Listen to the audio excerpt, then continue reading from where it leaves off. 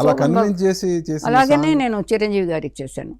అలాగే నాగార్జున గారికి వచ్చేసి ఆయనకి నవ్వుతూ అలా తిరగడం చేయడం అది కొంచెం గ్రేస్ మూమెంట్ అంతవరకే. దాని తర్వాత హెవీగా వెళ్తే అయ్యో వద్దు మాస్టర్ గారు అది చేయలేను నేను అలాగా. నాకు నాగార్జున గారు నాకు ఆయన 11-12 ఇయర్స్ నుంచి తెలుసు. ఎలాగంటే పూల రంగుడు సినిమా మేము వెళ్ళేటప్పుడు చాలా సినిమాలు ఊటీకి వెళ్ళేటప్పుడు చిన్న చిన్న పిల్లలు వీళ్ళందరూ సత్యవతి గారు అందరూ వచ్చేసేవాడు హాలిడేస్లో. అన్నపూర్ణ గారు తీసుకొని వచ్చేవాళ్ళు అందరూ. నాకంటూ ఒక రూమ్ ఇస్తారు అసిస్టెంట్ గాని, అది వీళ్ళ పిల్లలంతా ఉండే ప్లేస్లో ఇచ్చేవాళ్ళు, లేదా హెయిర్ డ్రెస్సర్తో కలిపి ఇచ్చేవాడు, లేడీ హెయిర్ డ్రెస్సర్తో. నా రూమ్కి నాగార్జున డైలీ అందరూ పిల్లలందరూ వచ్చి కూర్చొని ఏదన్నా కథ చెప్పండి అనేవాడు, ఇలా కళ్ళు పెట్టుకొని కళ్ళు పెద్ద పెద్దగా ఒకలాగా.